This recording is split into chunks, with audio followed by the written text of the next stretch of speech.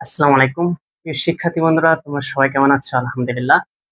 আজকে অত্যন্ত গুরুত্বপূর্ণ একটা টপিক নিয়ে আলোচনা করব। স্বাভাবিকভাবে আমাদের যখন এডমিশন সিজনটা শেষ হয় বিশ্ববিদ্যালয়ের, বিভিন্ন বিশ্ববিদ্যালয়ের পরীক্ষাগুলো যখন শেষ হয়ে যায়, তখন একটা পোস্ট খুব কমন আমরা দেখতে পাই। বিভিন্ন বিশ্ববিদ্যালয় গ্রুপগুলোর মধ্যে একটা পোস্ট আমরা দেখি যে একে, একে সবগুলো পরীক্ষা শেষ হয়ে গেল।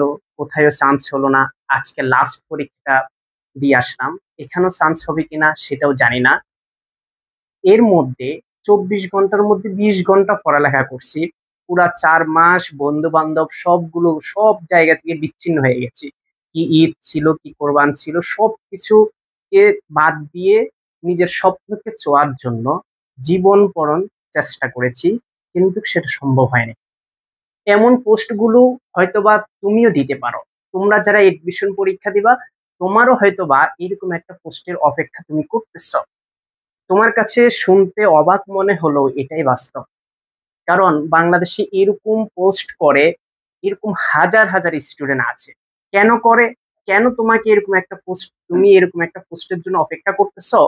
কারণ হচ্ছে তোমাদের কাছে যারা এই ধরনের পোস্টগুলো করে তাদের ম্যাক্সিমাম স্টুডেন্টের কাছে এডমিশনের সংজ্ঞাটা হচ্ছে কেমন, যে ও হচ্ছে যে যে কোনো একটা কলেজে পড়তেছে, ওই কলেজে কোনো এক বড় ভাই চান্স পাইছে।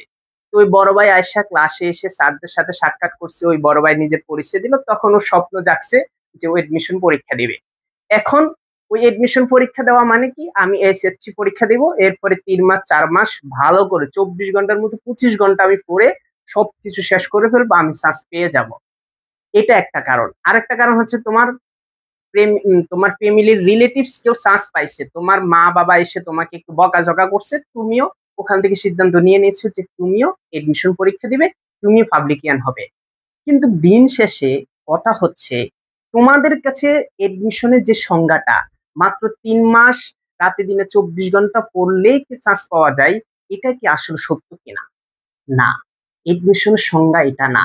এডমিশনের সংজ্ঞা হচ্ছে তুমি মায়ের পেট থেকে জন্ম নেওয়ার পরে, তুমি যেদিন থেকে কথা বলা শুরু করেছো, ওই দিন থেকে শুরু করে এইচএসসি পরীক্ষা দেওয়ার আগ পর্যন্ত, এইচএসসি পরীক্ষা পর্যন্ত, হ্যাঁ, এই পুরো দীর্ঘ ১২ বছরে তোমার যেই এডুকেশন যে কেরিয়ার আছে, পুরা কেরিয়ারে যা কিছু তুমি শিক্ষা অর্জন করছো, সেই শিক্ষাটাকে মাত্র ১ ঘন্টায় সলভ করার নাম হচ্ছে এডমিশন। শুনতে অবাক হলো, এটাই সত্যি। কারণ পুরা ক্লাস 1 থেকে ইন্টার অবধি পর্যন্ত পুরা ১২টা ক্লাসে তুমি যা কিছু শিখবে, সবগুলা শিক্ষাকে একসাথ করেই এডমিশনে কোশ্চেনটা করা হয়। মাত্র ১ ঘন্টায় তুমি যদি ওটাকে সলভ করতে পারো, ভালো একটা নাম্বার ক্যারি করতে পারো, তাহলে তুমি চান্স পাবে। এখন এটা প্রুফ তোমাকে একটু আমি দেখাই যে এটা কিভাবে। মনে করো তুমি বাংলাতে, যদি আমি বলি যে তুমি তোমার ছোটবেলায় যখন তুমি কথা বলা শুরু করেছো, সেই দিন থেকেই তোমার বাংলার বেসিকটা শুরু হয়েছে। কিভাবে শুরু হয়েছে তুমি দেখো। মনে করো একটা কোশ্চেন আছে, এটা বিভিন্ন বিশ্ববিদ্যালয় এবং বিভিন্ন চাকরি পরীক্ষার মধ্যে কোশ্চেনটা আসে। কোশ্চেনটা হচ্ছে যে বাঙালি শিশুরা সর্বপ্রথম কোন বর্গের ধ্বনিগুলো উচ্চারণ করে? বাঙালি শিশুরা যখন কথা বলা শুরু করার সময় তারা কোন বর্গের ধ্বনিগুলো সর্বপ্রথম উচ্চারণ করো? দেখো তো, বাঙালি শিশুরা সর্বপ্রথম যখন কথা বলে, কথা বলার সময় তারা যেই শব্দগুলা সর্বপ্রথম বলে সেটা হচ্ছে পাপা, বাবা, মা, মাম, ওরা পানিরে বলে মাম। এই যে শব্দগুলা প, ব, ম, এগুলা বর্গের কোন বর্গীয় ধ্বনি? এগুলো সব হচ্ছে প বর্গীয় ধ্বনি। কেন তারা এই এই ধ্বনিগুলা কেন তারা উচ্চারণ করে? এর আগে তো আরো ৪টা বর্গীয় ধ্বনি আছে। একটা হচ্ছে ক বর্গীয় ধ্বনি, চ বর্গীয় ধ্বনি, ট বর্গীয় ধ্বনি এবং ত বর্গীয় ধ্বনি। এই ৪টা ধ্বনি থাকা সত্ত্বেও তারা কেন ৫ নাম্বার বর্গীয় ধ্বনিটা উচ্চারণ করে? কারণ আগের যে ৪টা ধ্বনি আছে, এই ৪টা ধ্বনি উচ্চারণ করার জন্য মুখের ভিতরে যে বাকযন্ত্র আছে, বাকযন্ত্র বলতে আমরা কি কি বুঝি? কণ্ঠনালী বুঝি, জিহ্বা বুঝি, দাঁত বুঝি, এগুলা কিছুই তাদের থাকে না। একদম কিছুই তাদের থাকে না। তাদের জিহ্বা তখন থাকে, বাট জিহ্বা দিয়ে যে উচ্চারণ করার যে একটা শক্তি, সে শক্তিটা ওই জিহ্বার মধ্যে তখন হয় না। অর্থাৎ এই পূর্বের যে ৪টা বর্গ আছে, সে ৪টা বর্গীয় ধ্বনি তারা উচ্চারণ করতে পারে না, যার কারণে তারা সর্বপ্রথম পঞ্চম বর্গীয় ধ্বনি, যেটা প প ভব এবং ম, এই 5টা ধ্বনি দিয়ে তারা কথা শুরু করে। তার মানে দেখো, আমি যে বললাম তোমাকে যে তুমি যখন একজন শিশু ছিলে, শিশু অবস্থায় তুমি যখন কথা বলা শুরু করেছো, ঠিক তখন থেকেই তোমার এডমিশনের বেসিকটা শুরু হয়েছে। তার প্রমাণ পাইছো? এরপরে আমরা যদি আসি ইংলিশের মধ্যে, ইংলিশের মধ্যেও ঠিক তুমি ক্লাস 1-এ সর্বপ্রথম তুমি কোন সেন্টেন্সটা শিখছো? তুমি যখন স্কুলে গেছিলা, যখন তোমার স্কুল টিচার যখন তোমাকে বলছে যে আমি একজন স্টুডেন্ট, তুমি এটাকে ইংলিশ করো, তখন তুমি বলছিলে কি? আই এম স্টুডেন্ট, তাই না? সর্বপ্রথম আমরা যদি কোনো ইংলিশ সেন্টেন্স শিখে থাকি, সেই ইংলিশ সেন্টেন্সটাই হচ্ছে আই এম স্টুডেন্ট। এখন এই আই এম স্টুডেন্টের মধ্যে, এই আই এম স্টুডেন্টের মধ্যে ইংরেজি বেসিকের প্রায় 30% লুকিয়ে আছে। তুমি শুনলে তুমি অবাক হচ্ছ, এটা সত্যি কথা। তোমার কাছে মনে হচ্ছে যে আই এম স্টুডেন্ট, এটা আবার কিভাবে বেসিক হয়? জাস্ট তোমাকে আমি একটু দেখাই, লক্ষ্য করো। মনে করো, মনে করো যে আই এম এ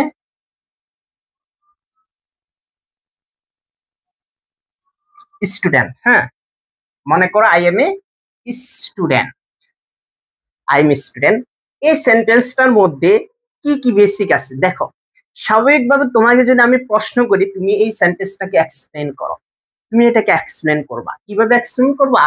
তুমি বলবা যে আইটা হচ্ছে সাবজেক্ট, এমটা হচ্ছে ভার্ব,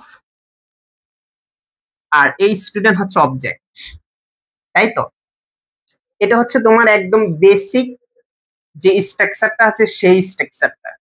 কিন্তু তুমি যখন এডমিশন, যখন তোমাকে এই সেন্টেন্সটা দিয়ে কোশ্চেন করা হবে, তখন এই যে তোমার সাবজেক্ট, ভার্ব এবং অবজেক্ট, এখানে কোনোটা দিয়ে তোমার কোশ্চেন করা হবে না।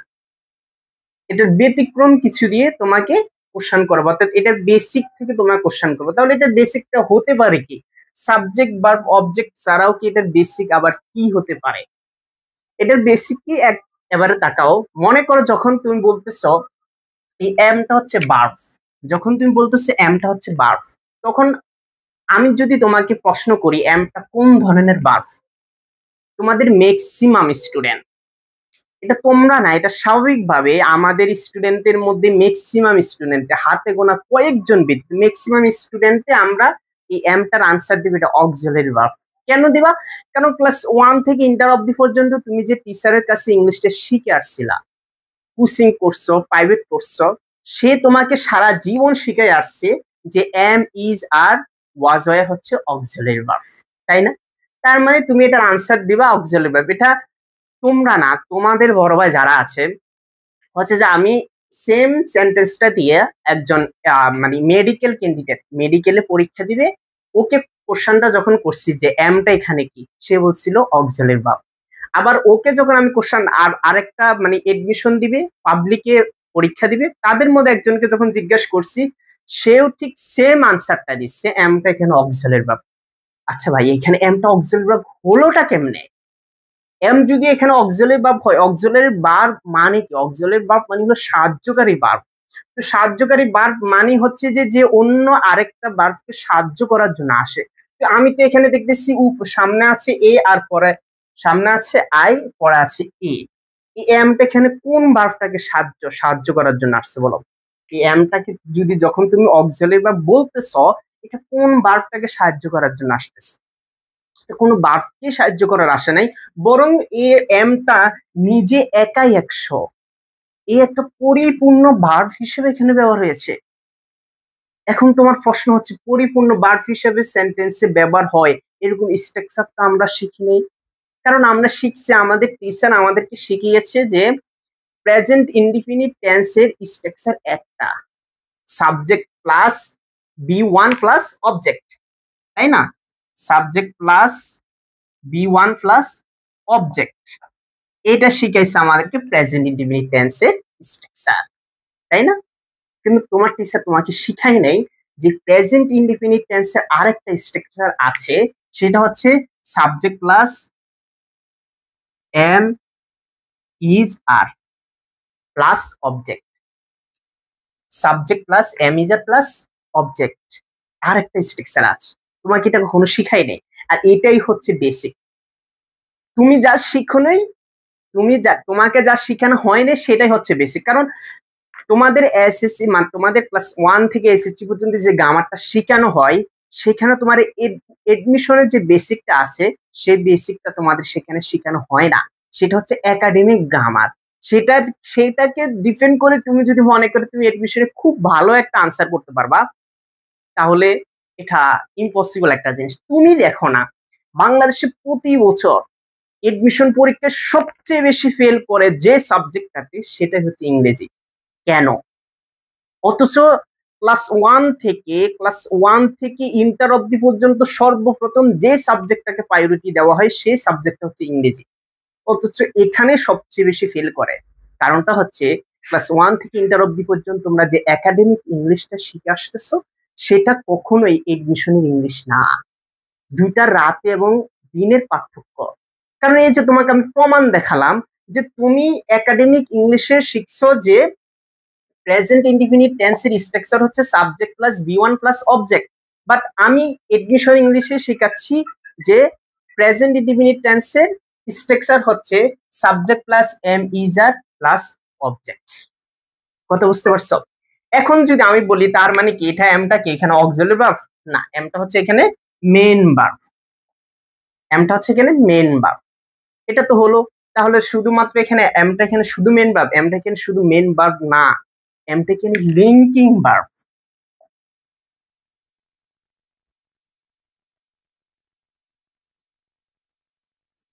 এমটা এখানে শুধু মেইন ভার্ব না, এমটা এখানে লিঙ্কিং ভার্ব।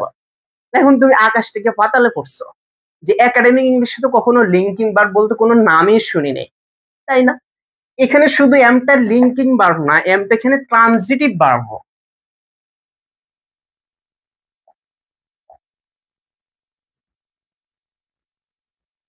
এমটা এখানে ট্রানজিটিভ ভার্ব। দেখো তুমি শুধুমাত্র জানতে এমটা হচ্ছে অক্সিলারি ভার্ব, অথচ আমি এখানে আবিষ্কার করে দিলাম যে এমটা এখানে অক্সিলারি ভার্ব। তোমার ধারণা সম্পূর্ণরূপে ভুল।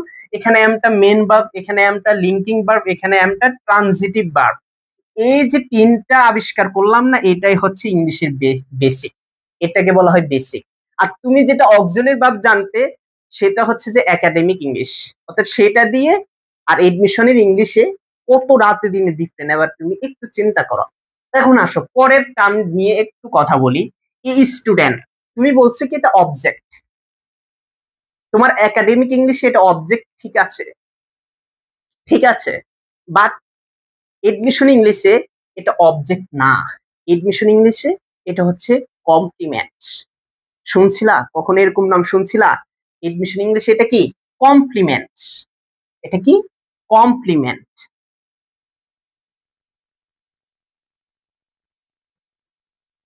এডমিশন ইংলিশে এটার নাম হচ্ছে কমপ্লিমেন্ট। এই স্টুডেন্ট এটা কমপ্লিমেন্ট। এখন এখানে কি শেষ? এই স্টুডেন্টকে যদি আবার ভাগ করি, এখানে এ এখানে স্টুডেন্ট, তোমাকে যদি আবার এখানে আরেকটা কোশ্চেন ছুড়ে দিই যে এখানে এটা কি, তুমি এটা বলবা আর্টিকেল। তুমি বলবা এটা কি? আর্টিকেল। অথচ এটা মাইনাস, এটা ক্রস। এখানে এই আর্টিকেল না, এখানে আর্টিকেল না, এখানে এ এর অবস্থান আর্টিকেল না, এখানে এ এর অবস্থান হচ্ছে অ্যাডজেক্টিভ। এখানে এ এর অবস্থান কি? অ্যাডজেক্টিভ। বুঝছো? এরপর স্টুডেন্টটা হচ্ছে নাউন, এটা তো তোমরা সবাই জানো। এখন দেখো, এই যে একটা নর্মাল একটা সেন্টেন্স, যেটা নিয়ে তোমরা কখনো ভাবোই নাই যে এখানে এই সেন্টেন্সটাকে যদি তোমরা এক্সপ্লেন করতে বলি, তাহলে তোমরা ম্যাক্সিমাম বলবা, ম্যাক্সিমাম যেটা বলো আর কি, যে এটা হচ্ছে সাবজেক্ট, এটা হচ্ছে ভার্ব, এটা হচ্ছে অবজেক্ট, শেষ, এখানে এক্সপ্লেন শেষ। এটা হচ্ছে তোমাদের একাডেমিক ইংলিশ। আর এখন পর্যন্ত আমরা যা কিছু আবিষ্কার করলাম এই সেন্টেন্সটা থেকে, এই যে সেন্টেন্সটা থেকে ভার্বটা আবিষ্কার করলাম, এটা 3 ধরনের ভার্ব হতে পারে। এই সেন্টেন্সটা থেকে আবিষ্কার করলাম এটা হচ্ছে যে প্রেজেন্ট ইনডিফিনিট টেন্স, কারণ প্রেজেন্ট ইনডিফিনিট টেন্সের আরেকটা স্ট্রাকচার হচ্ছে subject plus am is are plus object. আবার আমরা এখানে আবিষ্কার করলাম এটার হচ্ছে যে অবজেক্টটা, এটা অবজেক্ট না, এটা হচ্ছে কি? কমপ্লিমেন্ট। আবার এই কমপ্লিমেন্টের মধ্যে আমরা আবিষ্কার করলাম যে এটা এখানে আর্টিকেল না, এটা এখানে অ্যাডজেক্টিভ। এই যে অতিরিক্ত যা কিছু এখানে আবিষ্কার হয়েছে, এই সবগুলাই হচ্ছে এডমিশন ইংলিশের বেসিক। তোমরা আশা করি বুঝতে পারছো যে তোমাদের যে ধারণা একাডেমিক ইংলিশ আর এডমিশন ইংলিশের পার্থক্যটা কোন জায়গায়, আশা করি আমি তোমাদেরকে বুঝাতে পারছি। এখন তোমাদের ম্যাক্সিমাম যারা সেকেন্ড টাইমার আছো এবং ফার্স্ট টাইমার আছো, সেকেন্ড টাইমে যারা আছো তারা জানো যে একাডেমি বাংলার বেসিক এবং ইংরেজির বেসিক এই দুইটা জিনিস খুবই গুরুত্বপূর্ণ।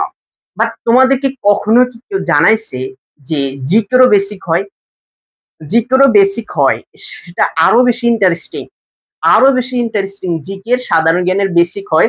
সেটা আজকের ভিডিওতে না দেখালো পরবর্তী ভিডিওতে অবশ্যই আমরা পুরো সম্পূর্ণরূপে জিকের বেসিক হয় সেই জিকের বেসিক নিয়ে আলোচনা করব। সবাইকে ধন্যবাদ তোমরা আমাদের সাথে থাকার জন্য। আশা করি আমরা আজ থেকে এইভাবে বেসিক এর উপরে ডিপেন্ড করে বাংলা ইংলিশ জিকের হচ্ছে যে সবসময় ভিডিও দেওয়ার চেষ্টা করব। তোমরা আমাদের সাথে থাকবা, ফলো করে এবং কি শেয়ার করে অন্যদেরকে দেখার সুযোগ করে দিবা। সবাইকে ধন্যবাদ। আসসালামু আলাইকুম।